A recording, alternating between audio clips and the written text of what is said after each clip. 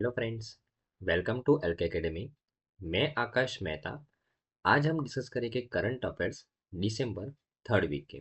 Let's start with the first news. हमारी पहली news में फ्रेंड्स कि अभी रिसेंटली जो ओडिशा के फॉर्मर चीफ मिनिस्टर थे नवीन पटनायक जी, उन्होंने बीजेडी लीडर्स को, बीजेडी एक्चुअली एक पॉलिटिकल पार्टी का नाम है जो अभी ओडिशा के अंदर रूल कर रही है, और उनके लीडर्स को अभी अर्ज किया कि आप ओडिशा के ट्राइबल कम्युनिटी के लिए कुछ काम कीजिए और पोलावरम प्रोजेक्ट को अपोज कीजिए। पटनायक, नवीन पटनायक जी जो ओडिशा के पूर्व चीफ मिनिस्टर थे, उन्होंने बीजेडी लीडर्स को एक रिक्वेस्ट की कि आप ओडिशा के ट्राइबल कम्युनिटी के लिए खड़े हुए, उनके लिए फाइट कीजिए और पोलावरम प्रोजेक्ट को अपोज कीजिए। अभी ये न्यूज़ की जो हेडलाइन है ना, वो अभी आपको समझ में नहीं आएगी जब तक हम पोलावरम प्रोजेक्ट को नहीं समझेंगे। पोलावरम प्रोजेक्ट के बारे में बात करते हैं फ्रेंड्स। बहुत इंपॉर्टेंट प्रोजेक्ट है बिकॉज ये प्रोजेक्ट को नेशनल प्रोजेक्ट का दर्जा दिया गया है। नेशनल प्रोजेक्ट का दर्जा दिया गया है। अब ये पोलावरम प्रोजेक्ट है क्या फ्रेंड्स, उसके बारे में बात करते हैं। देखो फ्रेंड्स, अगर मैं इंडिया के मैप को आपको दिखाऊं तो ये हमारा उड़ीसा है, ये उड़ीसा है और ये आंध्र प्रदेश है। ये उड़ीसा है और उसके नीचे क्या है, आंध्र प्रदेश है। ध्यान में रखना है। अभी ये जो आंध्र प्रदेश है, आप इस मैप को यहाँ पे जूम करके देख सकते हैं। ये उड़ीसा का बाउंड्री है। ये पूरा उड़ीसा का बाउंड्री है और ये पूरा आंध्र प्रदेश का बाउंड्री है। और ये जो आंध्र प्रदेश में यहाँ पे ये पर्टिकुलर लोकेशन पे पोलावरम प्रोजेक्ट को इम्प्लीमेंट किया जा रहा है। पोलावरम प्रोजेक्ट। अब ये पोलावरम प्रोजेक्ट क्या है एक्चुअल में, उसको समझते हैं पहले। ये पोलावरम प्रोजेक्ट के अंदर दो नदी, एक नदी है गोदावरी और एक नदी है कृष्णा। गोदावरी और कृष्णा। गोदावरी नदी के अंदर बहुत सारा पानी है और कृष्णा नदी के अंदर बहुत ही कम पानी है। तो यहाँ पे गोदावरी और कृष्णा नदी को इंटरलिंक करने की बात चल रही है। इस पोलावरम प्रोजेक्ट के माध्यम से गोदावरी नदी का पानी को डाइवर्ट करना है कृष्णा नदी के अंदर, बराबर ना? राइट।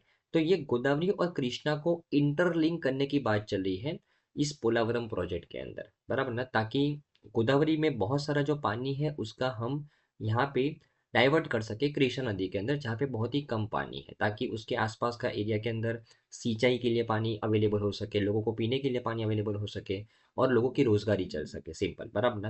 राइट। तो गोदावरी और कृष्णा को इंटरलिंक करने की बात चली है इस पोलावरम प्रोजेक्ट के अंदर, सिंपल भाषा में। राइट। और इस तरीके से इंटरलिंक करना है। टोटल 174 किलोमीटर का यहाँ पे कैनाल बिछाया जाएगा, पोलावरम राइट कैनाल, बराबर ना? गोदावरी नदी के जो पानी को कृष्णा नदी के अंदर ट्रांसफर करने के लिए 174 किलोमीटर का यहाँ पे कैनाल बिछाया जाएगा इस प्रोजेक्ट के अंदर में। सिंपल, बराबर ना? राइट। और ये जो पूरा प्रोजेक्ट है ना, एक्चुअल में वैसे ये पूरा प्रोजेक्ट आंध्र प्रदेश में होने वाला है। जो मेजर पोर्शन है बराबर, वो आंध्र प्रदेश में होने वाला है। राइट है। ओके। अभी यहाँ पे ये जो हम बात कर रहे हैं, नवीन पटनायक जी वो तो ओडिशा के चीफ मिनिस्टर थे और उन्होंने ओडिशा के ट्राइबल पब्लिक को बचाने की बात की, पोलावरम प्रोजेक्ट को अपोज करने की बात की। अभी ऐसा क्यों हो रहा है? तो ये जो प्रोजेक्ट है ना, वो ओडिशा का जो एक पर्टिकुलर पोर्शन है बराबर, जो आंध्र प्रदेश के बॉर्डर के नज़दीक है, उसके ऊपर इफेक्ट क्रिएट करेगा। कैसे? कि अगर फॉर एग्जांपल ये रिवर लिंकिंग हो रहा है, यहाँ पे पोलावरम प्रोजेक्ट को इम्प्लीमेंट कर रहे हैं ताकि हम कैनाल को यहाँ पे डाइवर्ट कर सके, लेकिन ये जो पानी है गोदावरी का, फॉर एग्जांपल ये गोदावरी का पानी है, अगर उसको हम डाइवर्ट करेंगे कैनाल के थ्रू, बराबर ना, तो ये जो थोड़ा सा पानी है ना वो बैक फ्लो करेगा, जिसको हम बोलते हैं बैक वाटर। अभी बैक वाटर, ये बैक फ्लो होने की वजह से जो ओडिशा का जो उसके आसपास का एरिया है, जहाँ भी ये पानी बैक वाटर, ये गोदावरी नदी का बैक वाटर वहां पे आने की संभावना है, उसके ऊपर इफेक्ट क्रिएट करेगा। वहां पे बाढ़ आ सकती है, वहां पे उन लोगों को डिस्प्लेस होना हो सकता है। सिंपल, बराबर ना? और नॉर्मली यहाँ पे बहुत सारे पर्टिकुलरली वनरेबल ट्राइबल ग्रुप्स रहते हैं, बराबर ना? हमारे देश में 75 पर्टिकुलर वनरेबल ट्राइबल ग्रुप्स है, उसमें से ज्यादातर ओडिशा में है। और अगर ये पोलावरम प्रोजेक्ट को हम इम्प्लीमेंट करेंगे तो जो गोदावरी नदी का पानी है, बराबर ना, वो थोड़ा सा बैक फ्लो करेगा और वो जो उड़ीसा का जो उस रीजन वो छोटा सा पार्ट है, बराबर, उसके आसपास का जो पार्ट है वो उसको डैमेज करेगा और वहाँ पे जो ट्राइबल पब्लिक रहती है उसको डिस्प्लेस होना पड़ेगा। इसके लिए यहाँ पे जो पटनायक जी है, जो उड़ीसा के चीफ मिनिस्टर, पूर्व चीफ मिनिस्टर, वो बीजेडी लीडर्स को अर्ज कर रहे हैं कि आप ओडिशा के ट्राइबल पीपल के लिए फाइट कीजिए और पोलावरम प्रोजेक्ट को अपोज कीजिए, सिंपल, बराबर ना, राइट। और अगर मैं इस पोलावरम इरिगेशन प्रोजेक्ट की बात करूं फ्रेंड्स, तो इस प्रोजेक्ट के अंडर में मल्टीपर्पस इरिगेशन प्रोजेक्ट है, ये एक्चुअली मल्टीपर्पस इरिगेशन प्रोजेक्ट है। और कहाँ पे इसको बनाया जा रहा है? गोदावरी नदी के अंदर, आंध्र प्रदेश के अंदर, ध्यान में रखना है। ओके, और गोदावरी नदी का पानी है ना, जो कहाँ पे डिस्प्यूट ट्रांसफर करना है, कृष्णा नदी के अंदर, सिंपल, बराबर ना। और ये जो पूरा प्रोजेक्ट है वो किसके रिकमेंडेशन से बनाया गया है? तो Godavari water dispute tribunal, Godavari water dispute tribunal 1969, ये संस्था के रिकमेंडेशन से इसको बनाया गया है, बराबर ना, राइट। और हाँ, और अगर ये प्रोजेक्ट को हम इम्प्लीमेंट करेंगे तो एक इंटरलिंकिंग हो जाएगा दो नदी का, गोदावरी और कृष्णा नदी का, बराबर ना, एक कैनाल के माध्यम से। और ये जो प्रोजेक्ट अगर सक्सेसफुली इम्प्लीमेंट हो गया तो इरिगेशन के लिए, हाइड्रो पावर के लिए और ड्रिंकिंग वाटर फैसिलिटीज के लिए पानी अवेलेबल होगा। अगर मैं इस पोलावरम इरिगेशन प्रोजेक्ट की बात करूं फ्रेंड्स, तो ये जो पोलावरम इरिगेशन प्रोजेक्ट है वो एक मल्टीपर्पस इरिगेशन प्रोजेक्ट है, बराबर, जो गोदावरी नदी के ऊपर बनाया जा रहा है आंध्र प्रदेश के अंदर। और ये जो प्रोजेक्ट है वो किसके रिकमेंडेशन से बनाया जा रहा है? तो गोदावरी वाटर डिस्प्यूट ट्रिब्यूनल एक बिठाई की थी 1969 के अंडर में, मतलब उसके रिकमेंडेशन से इस प्रोजेक्ट को बनाया जा रहा है। नेशनली इंपॉर्टेंट प्रोजेक्ट है, ध्यान में रखना है। और ये जो कैनाल बनाई जाएगी 175 किलोमीटर की, तो उसका जो पानी बैक मारेगा, बैक वाटर जो उसका स्प्रेड होगा वो तेलंगाना, उड़ीसा और छत्तीसगढ़ के अंदर स्प्रेड होगा, बराबर ना? तो इतने राज्य के लोग ज्यादातर इफेक्ट हो गए इस प्रोजेक्ट के माध्यम से। और ये अगर प्रोजेक्ट सक्सेसफुली इंप्लीमेंट हो गया तो ये दो रिवर को इंटरलिंक करेगा, गोदावरी और कृष्णा, ध्यान में रखना है। और उसके अलावा ये सेंट्रली फंडेड प्रोजेक्ट है, पूरा पूरा का पूरा खर्चा कौन उठा रहा है? सेंट्रल गवर्नमेंट उठा रहा है, इरिगेशन, हाइड्रो पावर और ड्रिंकिंग वाटर फैसिलिटीज क्रिएट करने के लिए, सिंपल, बराबर ना। ओके। और जैसे मैंने आपको बात किया, आंध्र प्रदेश रीऑर्गेनाइजेशन एक्ट 2014 के अंडर में इस प्रोजेक्ट को नेशनल प्रोजेक्ट का दर्जा दिया गया है, बराबर ना। तो नेशनली इंपोर्टेंट प्रोजेक्ट है ये, बराबर ना, ओके। और बराबर। और अगर मैं इस प्रोजेक्ट के ऑब्जेक्टिव के बारे में बात करूं, जैसे मैंने आपको बताया कि इरिगेशन, हाइड्रो पावर और ड्रिंकिंग वाटर फैसिलिटीज को क्रिएट करना है ईस्ट गोदावरी रीजन के अंदर, विशाखापट्टनम के अंदर, वेस्ट गोदावरी रीजन के अंदर और कृष्णा डिस्ट्रिक्ट ऑफ आंध्र प्रदेश के अंदर, बराबर ना। 960 मेगावाट का हाइड्रो पावर उसके ऊपर जनरेट करना है, और ड्रिंकिंग वाटर का सप्लाई क्रिएट करना है 28.50 लाख फैमिलीज को, 28.50 लाख पॉपुलेशन को, 611 विलेज की, बराबर ना। और इरिगेशन पोटेंशियल क्रिएट करना है 4.368 लाख हेक्टेयर जमीन के ऊपर, बराबर, ध्यान में रखना है। ये सब ऑब्जेक्टिव्स के ऊपर काम करना है, इसके लिए इस पोलावरम प्रोजेक्ट को नेशनल इंपोर्टेंस का दर्जा दिया गया है, बराबर ना, राइट। और ये प्रोजेक्ट को इम्प्लीमेंट करने के बाद जो उड़ीसा के आसपास का जो एरिया है, बराबर ना, वहाँ पे बैक वाटर के माध्यम से बहुत सारे हर्डल्स क्रिएट होने वाले हैं। इसकी वजह से यहाँ पे उड़ीसा के जो पूर्व चीफ मिनिस्टर है वो अर्ज कर रहे हैं यहाँ पे रूलिंग पार्टी को कि आप इस प्रोजेक्ट को अपोज कीजिए और ट्राइबल्स के लिए खड़े हुए, सिंपल, बराबर ना। तो आई थिंक आपको इस पोलावरम प्रोजेक्ट को अच्छे से समझ में आया होगा, बराबर ना। बहुत इंपॉर्टेंट प्रोजेक्ट है एग्जाम पॉइंट ऑफ व्यू से। ओके, चलो, हमारी नेक्स्ट न्यूज़ है फ्रेंड्स कि अभी रिसेंटली एक बहुत ही प्रचलित पर्सनालिटी जाकिर हुसैन जी, उनका निधन हो गया है। और आप कोई भी न्यूज़पेपर को देखोगे और ये आर्टिकल आपको देखने को मिलेगा जाकिर हुसैन के बारे में। बहुत ही प्रोमिनेंट पर्सनालिटी थे। तो आज जाकिर हुसैन के बारे में पढ़ना है फ्रेंड्स, बराबर ना। और पर्सनालिटी इन न्यूज़ एक सेक्शन आता है हमारे एग्जाम के अंदर, और उसके पर्सपेक्टिव से ये न्यूज़ बहुत इंपॉर्टेंट है फ्रेंड्स, बराबर ना। जाकिर हुसैन जी कौन थे, क्यों इतने फेमस थे, इसके बारे में देखेंगे। ओके, तो उस्ताद जाकिर हुसैन, यस फ्रेंड्स, उस्ताद जाकिर हुसैन वो तबला वादक थे। और उनको एक बिरुद दिया गया था उस्ताद का। उस्ताद जाकिर हुसैन लेजेंडरी तबला वादक, वो एक्सपायर हो गए हैं कहाँ पे? सैन फ्रांसिस्को के अंदर, 73 के एज पे, बराबर ना। तो उनको बहुत समय से वो बीमार थे और सैन फ्रांसिस्को यूएस के अंदर उनका निधन हुआ है। और तबला वादक थे उस्ताद जाकिर हुसैन, ध्यान में रखना है, बराबर ना, ओके। और ही redefined the role of the tabla in the Indian classical music, बराबर ना, उन्होंने तबला का जो रोल है म्यूजिक के अंदर उसको रीडिफाइन किया, ग्लोबल लेवल पे तबला को प्रचलित किया, बराबर ना। और जो उनका जो तबला बजाने की जो एबिलिटी थी वो एकदम यूनिक थी, और इसकी वजह से उनको बहुत सारे प्रोमिनेंट अवार्ड मिले हैं फ्रेंड्स, बराबर ना। आप देखो उनको, अगर मैं उनके अवार्ड्स की लिस्ट की बात करूँ ना, तो उनको पद्मश्री अवार्ड दिया गया है 1988 के अंदर। उसके बाद उनको पद्म भूषण दिया गया 2002 के अंदर। और उसके अलावा उसको उनको इंटरनेशनल अवार्ड्स भी बहुत मिले हैं। वर्ल्ड म्यूजिक में उनका जो कंट्रीब्यूशन, उसकी वजह से उनको 4 बार ग्रैमी अवार्ड मिले हैं, ध्यान में रखना है, 4 बार ग्रैमी अवार्ड मिले हैं, बराबर ना, ओके। और उनका जो कैरियर था एज अ तबला वादक, सिक्स सिक्स डिकेड, 60 साल का उनका कैरियर था, बराबर ना, ओके। और हाईएस्ट ऑनर्स उनको मिले हैं तबला के अंदर, म्यूजिक के अंदर, बराबर। और उनको उस्ताद जाकिर हुसैन बोला जाता है फ्रेंड्स, बराबर ना, ओके।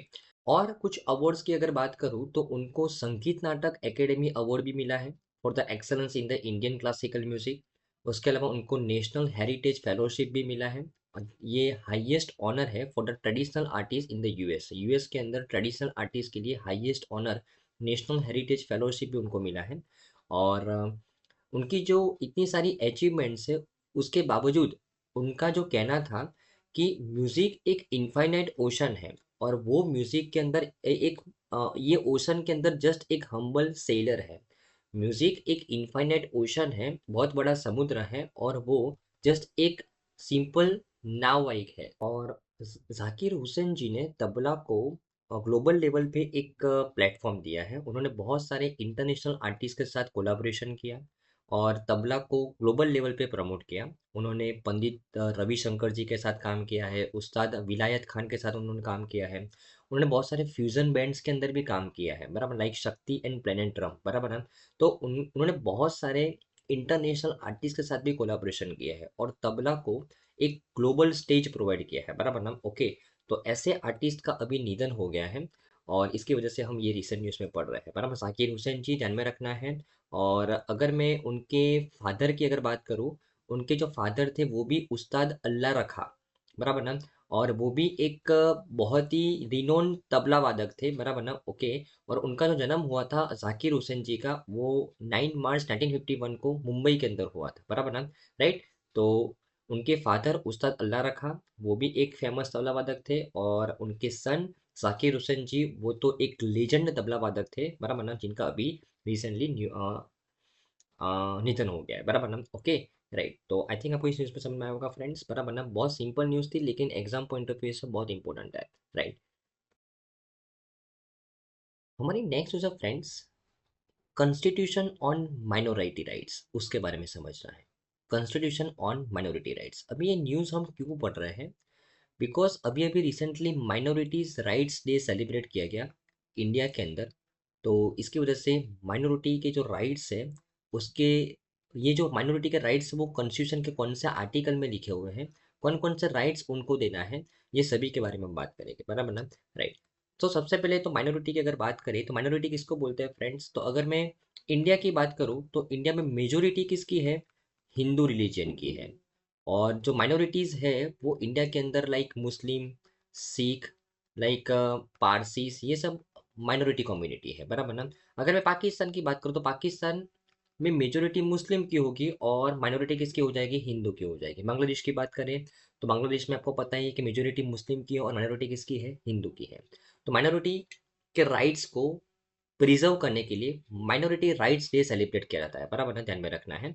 तो minority rights day in India is observed annually on December 18 दिसंबर को हम हर साल माइनॉरिटी राइट्स डे सेलिब्रेट करते हैं, बराबर ना, to promote the awareness about the rights, safety and well being of the minority communities. जो माइनॉरिटी कम्युनिटीज है उनके राइट्स को प्रमोट करने के लिए, उनकी सेफ्टी को इम्प्रूव करने के लिए, उनके वेल बीइंग को मेंटेन करने के लिए हम माइनॉरिटी राइट्स डे को सेलिब्रेट करते हैं हर साल 18 दिसंबर को, ध्यान में रखना है। The day aims to highlight the issues faced by the minorities in India and to encourage the initiatives for their protection and development, बराबर ना, ओके, राइट। तो minority rights day in India is a day which is dedicated to safeguarding the rights of minority community. तो उनके जो rights है उनको safe guard करने के लिए इस डे को हम सेलिब्रेट करते हैं हर साल 18 दिसंबर को, बराबर ना। ओके। और इस बार की जो थीम रखी गई थी माइनॉरिटी राइट्स डे की, तो उसकी थीम आपको ध्यान में रखना है, promoting the diversity and protecting the rights. और ये जो डे है माइनॉरिटी राइट्स डे, जो हम हर साल 18 दिसंबर को सेलिब्रेट करते हैं, वो पहली बार कब ऑब्जर्व किया गया, 2013 के अंदर। और ये जो डे और सेलिब्रेट कौन करता है, तो national communities for the sorry national commission for the minorities, एक संस्था है जो माइनॉरिटीज के राइट्स के ऊपर काम करता है, उसके ऊपर रेगुलेशन करता है। तो ये संस्था नेशनल कमीशन फॉर माइनॉरिटीज वो हर साल माइनॉरिटीज डेज को सेलिब्रेट करती है, बराबर ना। ओके। हमारे कॉन्स्टिट्यूशन के अंदर अगर माइनॉरिटी राइट्स के बारे में जो आर्टिकल में लिखा है, अगर मैं उसकी बात करूँ, तो आर्टिकल 29 और 30 ऑफ द इंडियन कॉन्स्टिट्यूशन, उसके अंदर माइनॉरिटी राइट्स के बारे में लिखा गया है कि उनको कौन कौन से राइट्स देने चाहिए और क्या उनके हक है, वो सभी के बारे में 29 और 30 आर्टिकल में लिखा है इंडियन कॉन्स्टिट्यूशन के, बराबर ना। ओके। और अगर मैं बात करूँ कि ये जो डे है उसको हर साल सेलिब्रेट करने का सिग्निफिकेंस क्या है, तो लोगों के अंदर अवेयरनेस क्रिएट करने के लिए, माइनॉरिटीज़ के राइट्स के बारे में, इक्वालिटी को प्रमोट करने के लिए, उनको लीगल प्रोटेक्शन देने के लिए और कम्युनिटी सपोर्ट प्रोवाइड करने के लिए ये 18 दिसंबर को हम हर साल सेलिब्रेट करते हैं, बराबर ना। ओके। और अगर मैं इंडिया के अंदर अगर मैं माइनॉरिटीज़ की बात करूँ, तो कौन सी कम्युनिटी वो माइनॉरिटी कम्युनिटी है, अगर आपको वो पूछा जाए, बहुत इंपॉर्टेंट है कि एज पर the national commission for the minorities, जो संस्था माइनॉरिटीज़ के ऊपर ध्यान रखती है, उनको रेगुलेट करती है, उनके राइट्स के बारे में लोगों के अंदर अवेयरनेस प्रमोट करती है, बराबर ना। अगर मैं उस संस्था के अकॉर्डिंग बात करूँ, तो देश में रिलीजन, लैंग्वेज और कल्चर के अकॉर्डिंग 6 माइनॉरिटीज है। कितनी माइनॉरिटीज है फ्रेंड्स? 6 माइनॉरिटीज है। मुस्लिम की अगर बात करूँ, देश में हमारे देश में टोटल पॉपुलेशन में 14.2% मुस्लिम्स है। उसके अलावा क्रिश्चियंस की बात करें तो 2.3% क्रिश्चियंस है। सिख 1.7% सिख कम्युनिटी है। बुद्धिस्ट की अगर बात करें तो 0.7% बुद्धिस्ट कम्युनिटी है। जैन की बात करें 0.4% जैन कम्युनिटी है। और अगर मैं पारसीज की बात करूँ तो लेस देन 0.1% पारसी कम्युनिटी है। तो 2011 के सेंसस के अकॉर्डिंग ये टोटल 6 जो कम्युनिटी है वो माइनॉरिटी कम्युनिटी है। Minorities are defined as group based on religion, language and culture, ध्यान में रखना है, बराबर ना। ओके। तो ये तीन के अकॉर्डिंग हमारे देश में अभी प्रवर्तमान 6 माइनॉरिटी कम्युनिटी है, बराबर ना, ध्यान में रखना है। ओके। राइट। और जिस तरीके से मैंने आपको बताया कि आर्टिकल 29 और 30 ऑफ द इंडियन कॉन्स्टिट्यूशन के अंदर कौन कौन से कल्चरल और एजुकेशनल राइट्स मिलनी चाहिए माइनॉरिटीज़ को, उसके अंदर गारंटी दी गई है कि इन माइनॉरिटीज़ को कल्चरल और एजुकेशनल राइट्स जो आर्टिकल 29 और 30 के अंदर जो लिखे हैं वो गारंटीड मिलेंगे, बराबर ना। ऐसा हमारे इंडियन कॉन्स्टिट्यूशन के अंदर लिखा है, बराबर ना। ओके। और अगर मैं आर्टिकल 29(1) की बात करूँ, तो rights to preserve the language, script and culture, बराबर ना, ये आर्टिकल 29(1) के अंदर लिखा है। उसके अलावा आर्टिकल 29(2) के अंदर no discrimination in the state aided education admission. Uh, जो स्टेट एडेड मतलब जो गवर्नमेंट के द्वारा जो एजुकेशन एडमिशन्स के अंदर जो सहाय की जाती है, तो जितनी मेजोरिटी को सहाय की जाएगी उतनी ही माइनॉरिटी कम्युनिटी को सहाय की जाएगी, बराबर ना? कोई भी डिस्क्रिमिनेशन नहीं रखा जाएगा। आर्टिकल 31 की बात करें तो right to establish and manage the education institutions, की कोई भी माइनॉरिटी कम्युनिटी अपनी अपनी कम्युनिटी के लिए एजुकेशन इंस्टीट्यूट एस्टेब्लिश कर सकता है, बराबर ना। आर्टिकल 31 ए के अंदर क्या लिखा है, तो fair compensation for the acquisition of the institutions. अगर कोई माइनॉरिटी कम्युनिटी अपने अपने लिए कोई एजुकेशन इंस्टीट्यूशंस अगर बनाना चाहता है या तो फिर कोई भी इंस्टीट्यूशन बनाना चाहता है, तो उसको फेयर कंपेंसेशन मिलेगा। जितना मेजोरिटी को मिलेगा, मेजोरिटी कम्युनिटी को मिलेगा, उतना ही माइनॉरिटी कम्युनिटी को मिलेगा, आर्टिकल 31 ए के अकॉर्डिंग। आर्टिकल 32 के according no discrimination in aid to the minority institutions, कि जो माइनॉरिटी इंस्टीट्यूशंस है उनको भी उतना ही एड मिलेगा जितना मेजोरिटी इंस्टीट्यूशन को मिलेगा, बराबर ना। तो आर्टिकल 29 और 30 के अंदर इतने कुछ प्रावधान दिए गए हैं माइनॉरिटी कम्युनिटीज के लिए, बराबर ना। ओके। और अगर मैं नेशनल कमीशन फॉर माइनॉरिटीज़ की अगर बात करूँ, उसका रोल क्या है, तो ये जो संस्था है ना उसको 1992 के अंडर में बनाया गया है। Under the union government under the national commission for the minorities act 1992 के अंडर में, बराबर ना, to protect the rights of minorities and ensure their social economic and educational upliftment. तो माइनॉरिटीज का राइट को प्रोटेक्ट करने के लिए, उनका इकोनॉमिक और एजुकेशनल अपलिफ्टमेंट के लिए एक संस्था बनाएगी, national commission for the minorities. कौन से एक्ट के अंडर में? National commission for minorities act 1992 के अंडर में, ध्यान में रखना है, बराबर ना। ओके। और फाइव रिलीजियस कम्युनिटीज को माइनॉरिटी बोला गया। कौन कौन से? Muslim, Christian, Sikh, Buddhist and Parsis वे notified as a minority community by the union government, बराबर ना।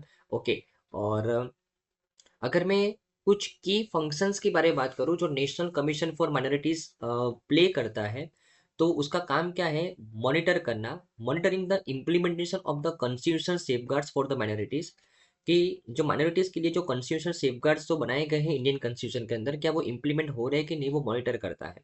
उसके अलावा जो ग्रीवियंस और कंप्लेंट्स है माइनॉरिटीज की, उसको एड्रेस करता है।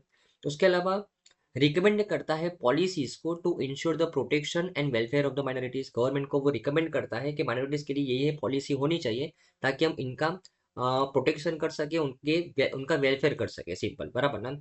और रिव्यू करता है progress of socio economic development among the minority communities. तो माइनॉरिटी कम्युनिटीज की जो सोशियो इकोनॉमिक डेवलपमेंट होता है कि नहीं होता, उसके प्रोग्रेस का रिव्यू करता है ये संस्था, बराबर ना। नेशनल कमीशन फॉर माइनॉरिटीज ध्यान में रखना है। Okay, right. तो न्यूज़ बहुत इंपॉर्टेंट थी फ्रेंड्स। न्यूज़ में क्या था एक्चुअल में, कि अभी जो माइनॉरिटी राइट्स डे सेलिब्रेट किया गया इंडिया के अंदर 18 दिसंबर को, तो माइनॉरिटी राइट्स डे क्यों सेलिब्रेट करते हैं, कौन सेलिब्रेट करता है, वो संस्था के बारे में पढ़ा, ये पर्टिकुलर डे के बारे में पढ़ा। उसके अलावा माइनॉरिटीज़ कौन कौन सी है हमारे देश के अंदर, बराबर ना। ओके, कौन कौन सी 5 रीजन कम्युनिटी माइनॉरिटीज़ के अंदर में आती है, और ये जो संस्था है जो जिसने इस दिन को सेलिब्रेट किया, हर साल वो सेलिब्रेट करती 2013 से, वो संस्था के बारे में पढ़ा, बराबर ना। तो आई थिंक आपको इस पूरे न्यूज़ में अच्छे से समझ में आया होगा फ्रेंड्स। ओके, चलो हमारी नेक्स्ट न्यूज़ है फ्रेंड्स, कि अभी रिसेंटली साहित्य अकेडमी अवार्ड्स का अनाउंसमेंट किया गया है, बराबर ना। ओके, साहित्य अकेडमी अवार्ड्स बहुत ही इंपॉर्टेंट अवार्ड है, इसके बारे में देखते हैं साहित्य अकेडमी अवार्ड। सबसे पहले तो हम साहित्य अकेडमी अवार्ड के बारे में समझ लें। ये जो अवार्ड है ना, वो most outstanding book of literary which is published in any of the major Indian language which is recognized by the academy। तो ये जो एकेडमी के द्वारा, साहित्य एकेडमी के द्वारा, एक्चुअली ये एकेडमी है, ये एकेडमी के द्वारा ये अवार्ड दिया जाता है, साहित्य एकेडमी अवार्ड। ये साहित्य एकेडमी अवार्ड किसको दिया जाता है? तो आउटस्टैंडिंग बुक्स, चाहे फिर वो पोएट्री की बुक हो, चाहे फिर वो पोएट्री की बुक हो, चाहे फिर वो नॉवेल हो, कोई भी बुक हो, बराबर, एक कोई भी लिटरेरी बुक हो जो पब्लिश की गई है कोई भी मेजर इंडियन लैंग्वेज के अंदर, बराबर ना। ओके, इस बुक को ये अवार्ड दिया जाता है, सिंपल। और ये जो अकेडमी है वो 24 अवार्ड्स एनुअली देती है to the literary works in the language it is recognise, and an equal number of awards to the literary translations from and into the languages of India. क्या कह रहा है? 24 अवार्ड्स एनुअली ऐसी books को दिया जाता है कि जो इंडियन मेजर लैंग्वेज के अंदर लिखी गई है, और 24 अवार्ड्स एन्युअली ऐसे ट्रांसलेशंस को दिया जाता है, लिटरेरी ट्रांसलेशंस को दिया जाता है जो एक इंडियन लैंग्वेज में से दूसरी इंडियन लैंग्वेज में ट्रांसलेट की गई है, बराबर ना। ओके, उसके अलावा ये 24 लैंग्वेज में से 22 लैंग्वेज तो जो हमारे कॉन्स्टिट्यूशन ऑफ इंडिया के अंदर जो शेड्यूल्ड लैंग्वेज है वो लैंग्वेज है, और उसके अलावा इंग्लिश और राजस्थानी, टोटल 24 लैंग्वेज के अंदर ये अवार्ड दिया जाता है, सिंपल, बराबर ना। और ये अवार्ड के अंदर 1 लाख रुपए का जो कैश दिया जाता है, उसके अलावा कॉपर प्लेक दिया जाता है, बराबर ना। ओके, तो साहित्य अकेडमी अवार्ड लिटरेरी के अंदर बहुत ही प्रोमिनेंट अवार्ड है, और ये जो अवार्ड है वो 24 इंडियन मेजर लैंग्वेज के अंदर दिया जाता है, सिंपल, बराबर ना। और हाँ, 24 अवार्ड्स अलग अलग भाषा के लिए अलग अलग अवार्ड दिया जाता है एन्युअली, बुक्स को भी दिया जाता है और ट्रांसलेटिंग वर्क को भी दिया जाता है, सिंपल, बराबर ना। ओके, तो वैसे तो यहाँ पे जो हेडलाइन है उसमें तो मात्र 2 ही नाम लिखे हैं, गगन गिल और ईस्टरिन कीरे, उनको साहित्य एकेडमी अवार्ड मिला है। तो ये जो गगन गिल है वो हिंदी पोएट है, और उनको पोएट्री के अंदर हिंदी लैंग्वेज के अंदर उनको ये अवार्ड मिला है, बराबर। और ये जो इंग्लिश राइटर है ईस्टरिन कीरे, बराबर, उनको उनकी जो नॉवेल है स्पिरिट नाइट करके नॉवेल है, बराबर, उनके लिए उसको ये अवार्ड मिला है, बराबर ना। Okay, right. और बहुत सारे अलग अलग लैंग्वेज के अंदर, लाइक गुजराती के अंदर फॉर एग्जांपल दिलीप झवेरी को दिया गया है बराबर, मणिपुरी के अंदर सत्यभाती देवी को दिया गया है बराबर, फॉर एग्जांपल राजस्थानी लैंग्वेज के अंदर मुकुट महाराज को दिया गया है, दीपक कुमार शर्मा को संस्कृत लैंग्वेज के अंदर दिया गया है बराबर ना। उसके अलावा जो सोहन कोल है उनको काश्मीरी नॉवेल साइकेट्रिक वार्ड के लिए दिया गया है, पर मतलब अलग अलग 24 जो मेजर इंडियन लैंग्वेज है उनके लिए 24 लिटरेरी वर्क्स को, बुक्स को यहाँ पे अवार्ड दिया जाता है बराबर ना। ओके, और 24 इक्वल नंबर 24 अवार्ड ट्रांसलेशन के लिए भी दिया जाता है बराबर ना। ओके, एक लैंग्वेज में से दूसरे लैंग्वेज के लिए बराबर ना। ओके, तो ये साहित्य एकेडमी अवार्ड के बारे में आपको समझ में आया होगा फ्रेंड्स।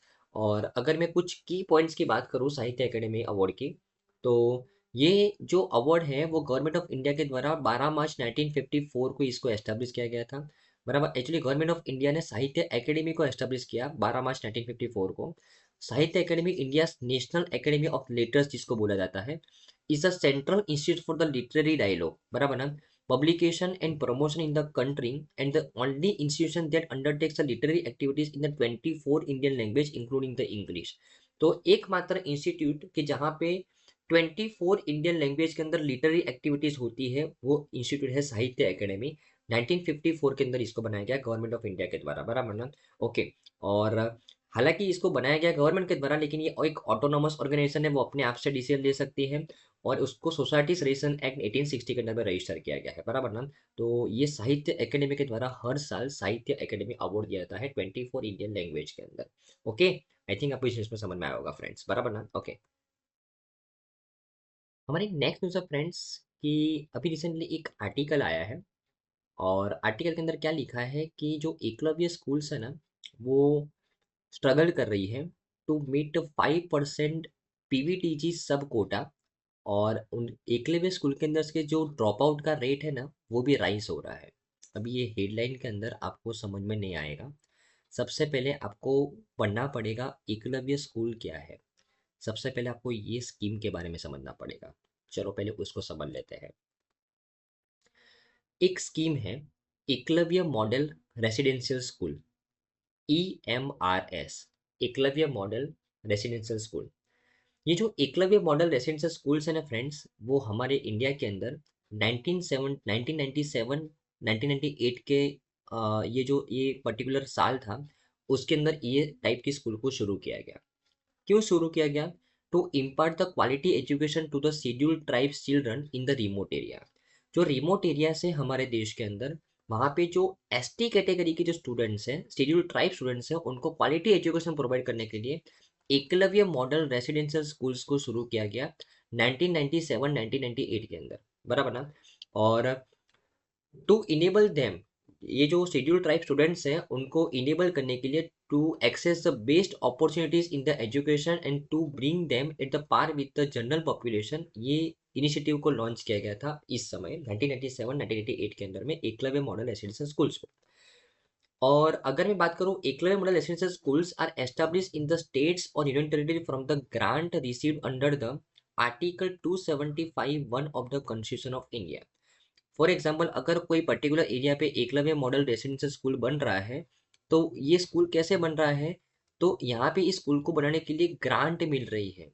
ये ग्रांट मिल रही है मतलब लोन नहीं मिल रही। ग्रांट का मतलब आपको प्रिंसिपल वापस नहीं करना होता बराबर ना। तो ये ग्रांट दिया जाता है एक स्कूल को बनाने के लिए, और ये जो ग्रांट मिल रहा है वो हमारे article 275(1) of the constitution of India के अंडर में जो बातें लिखी गई है, शेड्यूल्ड ट्राइब्स के स्टूडेंट्स को इक्वालिटी मिलनी चाहिए, शेड्यूल्ड ट्राइब्स को इक्वल दर्जा मिलना चाहिए, वो सब बातें ध्यान में रख के कॉन्स्टिट्यूशन ऑफ इंडिया के आर्टिकल 275 के अंडर में एकलव्य मॉडल रेसिडेंशियल स्कूल्स को ग्रांट मिल रही है बराबर ना, एक पर्टिकुलर स्टेट्स और यूनियन टेरिटरी में उसको बनाने के लिए, सिंपल बराबर ना। ओके, ये जो एकलव्य मॉडल रेसिडेंशियल स्कूल्स है वो एक को एजुकेशनल रेसिडेंशियल स्कूल है। अभी को एजुकेशनल रेसिडेंशियल स्कूल किसको बोलते हैं? अभी देखो, कोई भी संस्था, कोई भी एजुकेशन संस्था अगर को एजुकेशनल संस्था है, उसका मतलब समझना है कि उस संस्था के अंदर बॉयज भी पढ़ रहे हैं और गर्ल्स भी पढ़ रही है बराबर ना। तो Eklavya model residential schools are co-educational residential schools from class 6 to class 12। Class 6 से लेके क्लास 12 तक के बच्चे को यहाँ पे पढ़ाया जाता है बराबर ना। और Eklavya schools will be on par with the Navodaya Vidyalaya and will have special facilities for the preserving the local art and culture beside providing training in the sports and skill development।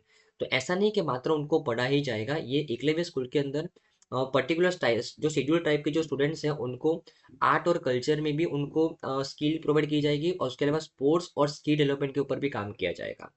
और each Eklavya model residential schools has a capacity of 480 students with equal number of seat for the boys and girls, बराबर ना। और ऐसा नहीं है कि मात्र ST category के स्टूडेंट्स ही यहाँ पे एडमिशन ले सकते हैं, नॉन एसटी स्टूडेंट्स के लिए यहाँ पे कोटा रखा गया है अप टू 10%, टोटल सीट का अप टू 10%, बराबर। और सभी एकलव्य मॉडल रेसिडेंशियल स्कूल के अंदर कौन सा क्यूरिकुलम आएगा, सीबीएसई क्यूरिकुलम कंपलसरी है, ध्यान में रखना है, बराबर ना। और national education society for the tribal students एक ऑटोनोमस ऑर्गेनाइजेशन बनाया गया है to ministry of tribal affairs के अंडर में to establish and manage the Eklavya model residential school across the country. तो ये जो एकलव्य मॉडल रेसिडेंशियल स्कूल्स है कंट्री के अंदर, उसको एस्टैब्लिश करना और उसको मैनेज करने का काम किसको सौंपा गया है, national education society for the tribal students, इस संस्था को सौंपा गया है जो मिनिस्ट्री ऑफ ट्राइबल अफेयर्स के अंडर में काम करती है। गवर्नमेंट का टारगेट था बजट 2018-19 के अकॉर्डिंग कि हर एक ब्लॉक जहाँ पे 50% से ज़्यादा एसटी पॉपुलेशन है या तो फिर मिनिमम 20,000 ट्राइबल पॉपुलेशन है, वो सभी ब्लॉक के अंदर एक एकलव्य मॉडल रेसिडेंशियल स्कूल होनी चाहिए 2022 तक, बराबर ना। गवर्नमेंट ने 2018-19 के बजट में अनाउंसमेंट किया था कि ऐसे सभी ब्लॉक जहाँ पे 50% से ज़्यादा एसटी पॉपुलेशन है या तो फिर मिनिमम 20,000 ट्राइबल पॉपुलेशन है, वहाँ पे एक एकलव्य मॉडल रेसिडेंशियल स्कूल होना चाहिए 2022 तक। ये टारगेट गवर्नमेंट ने 2018-19 के अंदर लॉन्च किया था, बराबर ना, ओके। और सभी एकलव्य मॉडल रेसिडेंशियल स्कूल्स के ऊपर ध्यान कौन रखता है, national education society for tribal students ध्यान में रखता है, बराबर ना, ओके। और ऐसा नहीं कि मात्र एससी स्टूडेंट्स ही पढ़ेंगे, नॉन एससी स्टूडेंट्स भी यहाँ पे पढ़ सकते हैं, उसके लिए 10% कोटा है उनके लिए, बराबर ध्यान में रखना है, ओके। और ये जो हम न्यूज़ पढ़ रहे हैं ना, एक्चुअली जैसे मैंने आपको बताया कि एकलव्य मॉडल रेसिडेंशियल स्कूल में टोटल मिला के 480 स्टूडेंट्स पढ़ सकते हैं, उसमें से 50% बॉयज और 50% गर्ल्स, ओके। और ये जो 480 स्टूडेंट्स हैं उसमें से 90% एससी स्टूडेंट्स होने चाहिए और 10% नॉन एससी स्टूडेंट्स होने चाहिए, बराबर ना, ओके। और ये जो 90% एसटी स्टूडेंट्स है ना, शेड्यूल्ड ट्राइब स्टूडेंट्स, उनमें भी एक सब कोटा रखा गया है 5%। ये 90% में से भी 5% पर्टिकुलरली वल्नरेबल ट्राइबल ग्रुप के स्टूडेंट्स होने चाहिए। हमारे देश में total 75 particularly vulnerable tribal groups है। ये पर्टिकुलरली वल्नरेबल ट्राइबल ग्रुप्स किसको बोलते हैं, ये ऐसी कम्युनिटी है जो लुप्त होने को आई है, उनकी जो संख्या है बहुत ही कम है, उनको प्रिजर्व करना है, उनको एजुकेट करना है, उनकी संख्या को बढ़ाना है। तो ये पर्टिकुलरली वल्नरेबल ट्राइबल ग्रुप की संख्या ये पर्टिकुलर स्कूल के अंदर कितना परसेंट होने चाहिए, 5%, ये सब कोटा था उनका। तो ये जो न्यूज़ है ना, क्या बोल रहा है कि जो एकलव्य स्कूल्स है वो उनका जो सब कोटा है पर्टिकुलरली वनरेबल ट्राइबल ग्रुप का जो 5% का, वो उसको मीट नहीं कर पा रही है, बराबर ना। और उसके अलावा स्कूल में एडमिशन तो कम, और ये लोग है ना स्कूल में से ड्रॉप आउट ले रहे हैं, ताकि स्कूल की जो क्वालिटी है वो उनको अच्छा एजुकेशन नहीं प्रोवाइड कर पा रही है, उनको अवेयर नहीं कर पा रही है, वो बहुत सारे रीज़न की वजह से particularly vulnerable tribal group admission कम ले रहे हैं कुछ समय से, और उनका जो ड्रॉप आउट रेट है वो बढ़ रहा है। तो ये चिंताजनक बाबत है, वो ध्यान में रखना है, ओके। तो आई थिंक आपको इस पूरी स्कीम के अंदर अच्छे समझ में आया होगा फ्रेंड्स, ओके। चलो, हमारी नेक्स्ट न्यूज़ है फ्रेंड्स कि अभी रिसेंटली एक और आर्टिकल देखने को मिला है कि अ, जो फिस्कल डेफिसिट है उसको कंपेंसेट करने का जो कॉस्टिंग हो रहा है वो बहुत हाई हो रहा है। और ये जो फिस्कल डेफिसिट है उसकी जो मेन वजह है गोल्ड बॉन्ड स्कीम, बराबर ना। और इसके लिए सरकार ये गोल्ड बॉन्ड स्कीम को बंद करने वाली है। तो हमारे लिए इम्पोर्टेंट है ये गोल्ड बॉन्ड स्कीम क्या है फ्रेंड्स, बराबर ना, उसके बारे में समझ लें। तो बहुत समय के बाद न्यूज़ में आई है तो इसको एक बार रिवाइज कर ले, क्योंकि सरकार इसको बंद करने वाली है, बराबर ना। कोई भी स्कीम चालू होती है फिर भी हमारे लिए इंपॉर्टेंट है, और जब बंद होती है तभी भी हमारे लिए इंपॉर्टेंट होती है। गोल्ड बॉन्ड स्कीम क्या है उसके कुछ स्पेसिफिकेशन के बारे में समझ लें, राइट। चलो, तो अगर मैं सॉवरेन गोल्ड बॉन्ड स्कीम, अगर मैं इसके बारे में बात करूं फ्रेंड्स, तो सॉवरेन गोल्ड बॉन्ड स्कीम को सरकार ने लॉन्च किया था नवंबर 2015 के अंदर।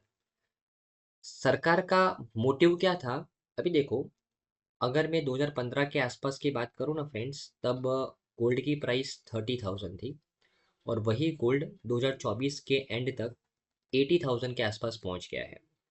सबको पता है कि गोल्ड एक बहुत ही प्रीसियस मेटल है और उस वो एक ऐसा इंस्ट्रूमेंट है जहाँ पे आप आंख बंद करके इन्वेस्टमेंट कर सकते हो, बराबर ना। बहुत ही कम रिस्क है अगर आप गोल्ड के अंदर इन्वेस्टमेंट करोगे तो, राइट।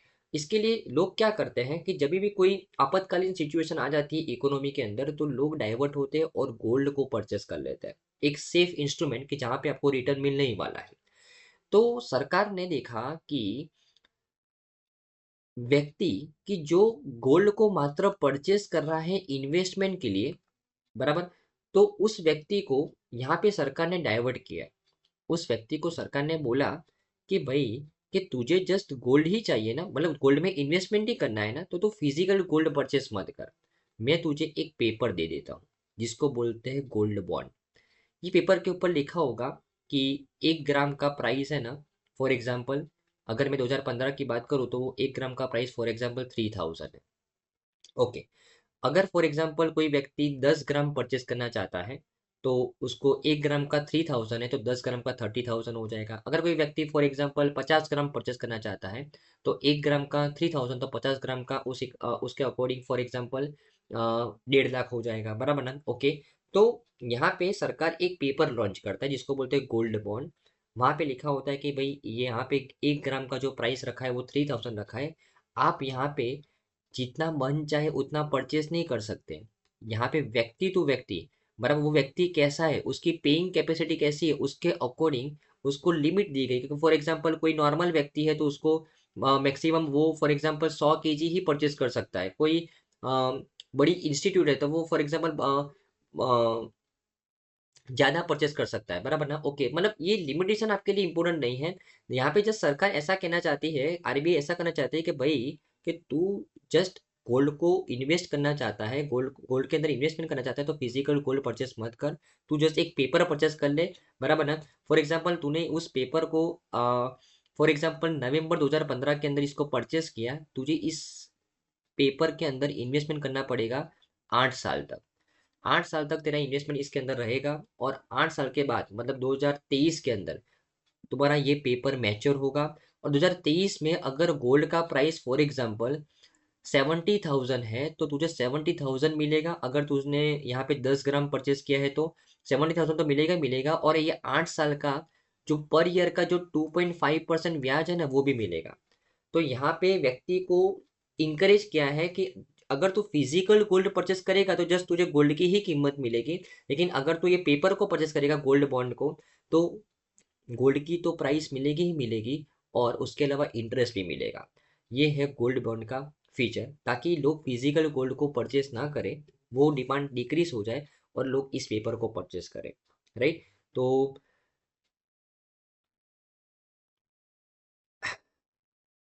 ये है गोल्ड बॉन्ड स्कीम। अभी सरकार ने गोल्ड बॉन्ड स्कीम लॉन्च क्यों की? क्योंकि अगर आपको पता हो फ्रेंड्स कि हमारा जो फॉरेक्स रिजर्व है, फॉरेक्स रिजर्व है, जिस अगर हमारा जो फॉरेक्स रिजर्व मजबूत है तो हम इंटरनेशनल लेवल पे हमारी जो क्रेडिट होती है वो एकदम स्ट्रांग होती है, क्योंकि हमारे पास फॉरेक्स रिजर्व ज़्यादा होता है। और ये फॉरेक्स रिजर्व के अंदर जो एक इम्पोर्टेंट पार्ट है वो है गोल्ड। तो अगर हमारा ये जो गोल्ड हमारी तिजोरी में से खाली हो जाएगा, फिजिकल गोल्ड, लोग इसके अंदर बहुत ज़्यादा फिजिकल गोल्ड परचेस करके इस गोल्ड को परचेस कर लेंगे, तो हमारा ये जो तिजोरी वाला जो गोल्ड है, फॉरेक्स रिजर्व वाला जो गोल्ड है वो खाली हो जाएगा। तो हमारी जो दुनिया वर्ल्ड लेवल पे जो क्रेडिट है वो कम हो जाएगी। तो आरबीआई ने इसको डाइवर्ट करने के लिए यहाँ पे बोला कि भाई अगर आप इन्वेस्टमेंट नहीं करना चाहते हो, ओके, ये कट कर लेना। ओके। अभी ये गोल्ड बॉन्ड स्कीम को लॉन्च क्यों किया? क्योंकि अभी देखो जितना गोल्ड की डिमांड बढ़ेगी, बराबर, उतना हमको गोल्ड को इंपोर्ट करवाना पड़ेगा। बिकॉज हम जो गोल्ड है वो हम देश में कम, बहुत ही कम माइनिंग करते हैं उसका, हम बाहर से उसका इंपोर्टिंग करवाते हैं, तो हमारा इंपोर्टिंग बिल बढ़ेगा, हमारी ट्रेड डेफिसिट बढ़ेगी, बराबर ना। तो इसकी वजह से आरबीआई ने बोला कि अगर आप इन्वेस्ट ही करना चाहते हो तो आप फिजिकल गोल्ड में परचेस मत करो, जैसे आप एक पेपर को परचेस कर लो, उसके बाद आपको गोल्ड का प्राइस तो मिलेगा ही मिलेगा और उसके अलावा रेट ऑफ इंटरेस्ट भी मिलेगा, राइट। तो ये पर्पज से गोल्ड बॉन्ड स्कीम को लॉन्च किया था। और ये जो गोल्ड बॉन्ड है वो इशू करता है RBI on behalf of the government of India.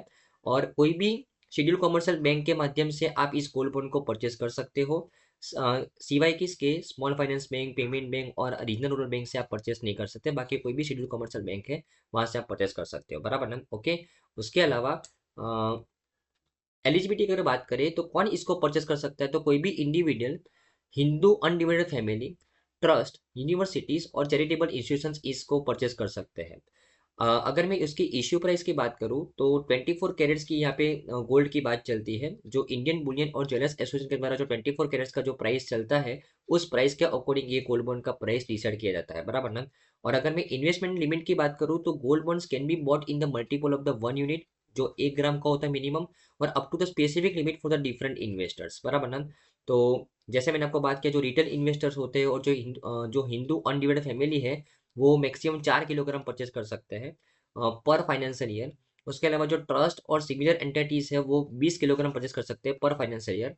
और जो minimum investment permitted is 1 gram of the gold, और मिनिमम कितना परचेस कर सकते हैं, मिनिमम 1 ग्राम, मैक्सिमम 4 किलोग्राम इंडिविजुअल के लिए, और संस्था के लिए मैक्सिमम 20 किलोग्राम पर फाइनेंशियल ईयर, ध्यान में रखना है, बराबर ना। ओके। और 8 साल तक आपका ये बॉन्ड फिक्स रहेगा, और पहले 5 साल के बाद इसको आप रिडीम कर सकते हो। सरकार आपको एक विंडो देगी कि आप 5 साल के बाद उसके अंदर से बाहर निकल सकते हो, बराबर ना, अगर आपको बाहर निकलना है तो। और अगर मैं गोल्ड बॉन्ड स्कीम के कुछ डिसएडवांटेज की बात करूं तो अगर आपके पास फिजिकल गोल्ड है तो आप उसको जब भी आपको पैसे की जरूरत पड़ी आप उसको बेच के पैसा कैश में कन्वर्ट कर सकते हो। तो यहाँ पे बॉन्ड 8 साल तक आपका पैसा फंस के रहेगा। 5 साल के बाद आपको रिडीम करने का मौका मिलेगा, लेकिन 5 साल तक मिनिमम आपका पैसा फंस के रहेगा, बराबर ना। ओके। और यहाँ पे सरकार के लिए क्या नुकसान है, कि सरकार के नुकसान वो है कि एक्चुअल में अभी गोल्ड की प्राइस बहुत बढ़ चुकी है। तो जो लोगों ने 2017-18 में इन्वेस्टमेंट किया उसका तो यहाँ पे 3 गुना, 4 गुना, 5 गुना पैसा हो गया है। सरकार को वो पैसा तो देना ही पड़ेगा, उसके अलावा उनको इंटरेस्ट भी देना पड़ेगा। तो ये सरकार के ऊपर फाइनेंशियल बर्डन क्रिएट कर रहा है, इसके लिए स्कीम को बंद करने की बात चल रही है, बराबर ना। तो आई थिंक आपको इस सोवरेन गोल्ड बॉन्ड स्कीम के अंदर में अच्छे समझ में आया होगा फ्रेंड्स। ओके। चलो। तो आई थिंक फ्रेंड्स आज की तमाम न्यूज़ में आपको अच्छे समझ में आया होगा। Thank you friends, bye.